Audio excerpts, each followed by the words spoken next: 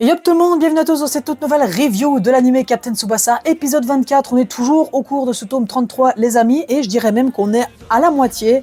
Et oui, et je dirais que d'ici maximum 2 épisodes, on devrait avoir la conclusion. Parce que là, la première mi-temps de prolongation s'est terminée dans ce match sous la pluie. Grosse catastrophe pour le Japon.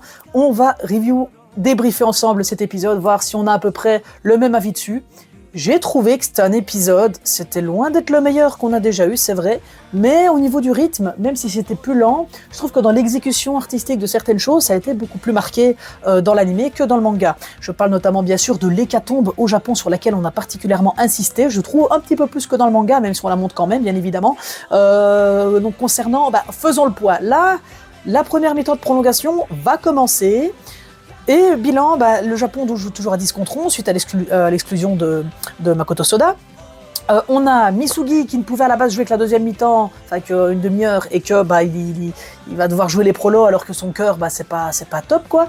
On a les frères Tachibana qui sont blessés, on a Ken Wakashimazu qui n'est pas au top de sa forme, on va dire. Donc on va dire qu'il y a vraiment 6 joueurs valides dans l'équipe.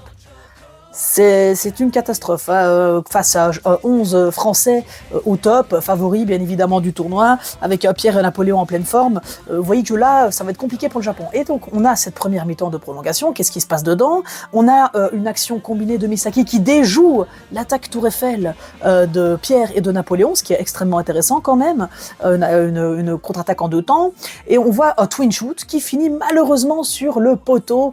Et oui, c'est terrible. Et puis contre-attaque de la France, tir du boulet de canon de Napoléon, qui va mitrailler Wakashimazu, qui va arrêter, oui, le ballon, mais il va s'exploser la main. On voit, la main, elle est en sang, c'est terrible ce qui se passe. Et puis on a le moment où il y a Ken qui dégage le ballon, et puis il y a le Japon qui se bat ici pour essayer de contre-attaquer, ce qui devient vraiment compliqué. Et puis la France récupère le ballon, les frères Tachibana se font effacer par Pierre, parce que Pierre est un très très bon technicien quand même. Et au final, de ce qu'on voit, c'est que Pierre va faire un slider shoot, Wakashimazu, qui ne se laissera pas avoir 2 fois par le même tir, va arrêter en se pétant la main encore plus, ce qui fait que là, clairement, il peut plus faire le moindre arrêt. Je pense que le prochain arrêt, sa main ne sera plus forte. Elle est complètement pétée. Donc, ça va passer. Ça va être dur pour le Japon. Au final, là, le point fort de cet épisode, je trouve que c'est quand même qu'on voit bien que le Japon, à la fois, est remarquable dans sa manière de tenir le coup face à une France qui est impériale, qui est offensive, qui défensivement est au taquet parce que Pierre et Napoléon redescendent et que les Japonais sont tous blessés. Et pourtant, ils arrivent encore, même avec un joueur en moins, à rivaliser et à mettre en difficulté, à se procurer 2 occasions de but en une seule mi-temps. Oui, parce que la deuxième, on va en parler justement. Il y a un moment où Napoléon va balancer son boulet de canon, celui qui devrait normalement exploser davantage Wakashimazu et mettre la France avec un 5e but.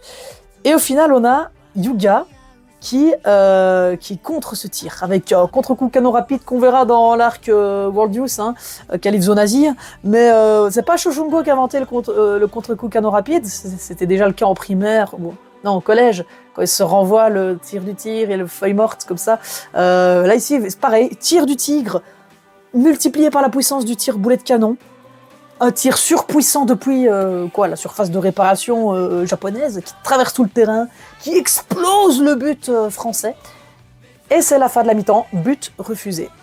Ah, c'est très dur en tout cas. Et on voit que cet arbitre-là, il recommence un petit peu, on dirait, à être pro-français, parce qu'il y a eu aussi, en tout début de mi-temps, j'ai oublié de le signaler, mais parmi les 4 joueurs qui ont commencé la mi-temps blessés, eh bien, il y a eu un 5e blessé, Yuga, qui s'est fait tacler très violemment, il saigne de la jambe. Très compliqué pour lui, et donc il ne peut plus vraiment faire grand chose dans ce match, on va dire. Et d'ailleurs, en commençant la mi-temps, on voit le capitaine Tsubasa qui arrive à remotiver ses troupes, qui arrive à donner la stratégie idéale. Mikami qui est fier de l'avoir eu de l'avoir nommé comme capitaine, et qu'il a fait vraiment le bon choix, parce que Tsubasa a élaboré une stratégie, la seule et unique stratégie possible pour un Japon épuisé, blessé, qui joue à 10, c'est que les joueurs valides, on va dire, à ce moment-là, c'était Tsubasa, Yuga, Misaki, ils restent en attaque pour marquer des buts. Enfin, d'abord, Yuga va rester uniquement en pointe, alors que Tsubasa et Misaki vont jouer offensivement, mais vont aussi défendre, ils vont tout faire parce qu'ils sont encore en forme. Et le reste, tout le monde, les blessés, en défense. c'est une bonne stratégie pour les économiser, pour peut-être éventuellement inverser la tendance en deuxième mi-temps. Et là, c'était sans compter sur Hyuga qui va du coup se faire blesser par un défenseur français. Et qui, lui, maintenant, va devoir il s'est mis une sorte de garrot, je sais pas, avec son t-shirt, avec son maillot. J'ai trouvé que cette scène était vraiment belle. Et au final, Hyuga qui va balancer encore un discours pour remotiver les troupes. C'est pas le moment de flancher, les gars, il n'y a pas d'autre solution que de gagner le match. Ça, c'est très top pour remotiver les troupes. En tout cas, on a vraiment Tsubasa qui est en mode, les gars, ne vous inquiétez pas, on va le gagner ce match, on va faire notre meilleur football, on va s'accrocher et tout ça, on va faire le travail pour vous. Et puis, il y a Hyuga, on va y arriver. On voit vraiment qu'il y a deux énergies complètement différentes et pourtant, elles synergisent super bien dans cette équipe du Japon, alors que de l'autre côté, du point de vue français, on a un capitaine Pierre qui est beaucoup plus mature, beaucoup plus expérimenté, qui est professionnel, mais qui n'a pas une détermination aussi affûtée que celle de Hyuga. À part Napoléon, sauf que Napoléon, la différence, c'est que c'est cette attitude-là qui va diviser l'équipe dans un premier temps, parce que ses coéquipiers n'aiment pas trop Napoléon. Et il n'y a que Pierre qui a réussi vraiment à domestiquer le caractère impulsif et antisocial et égoïste de Napoléon, et à le sublimer. Mais sinon, les autres équipiers ne l'aiment pas. Et c'est ça qui est très intéressant, parce que Hyuga, au final, a réussi à se discipliner lui-même. C'est pas Tsubasa qui a discipliné Hyuga, c'est Hyuga qui s'est discipliné lui-même. Et ça, c'est très intéressant, encore une fois, de voir des disparités comme ça. Je reviens toujours à faire des comparaisons, mais regardez, dans le manga Blue Lock, on a le joueur Barreau, là, et bien, lui, il n'y a personne qui le domestique, même lui-même ne se domestique pas. Lui, il lâche son ego. La différence, c'est qu'ici, on serait plus proche d'un Napoléon. Mais sauf qu'encore Napoléon combine avec quelqu'un. Alors que Barreau, lui, les gens lui font des passes, mais c'est à peu près tout le monde qui lui fait des passes. Il n'y a pas vraiment le gars qui va sublimer son talent, si vous voyez ce que je veux dire. Je spoilerai pas plus que ça pour Blue Lock, mais je pense que vous voyez de quoi je veux parler. Et c'est quand même c'est rare quand les shonen de football abordent ça. On a dans Inazuma Eleven, bien évidemment, les techniques du genre la main qui explose, c'est démonstratif, c'est pas non plus métaphorique. Il a vraiment la main broyée. La main en sang, c'est une hyperbole, comme on dit, on exagère les choses.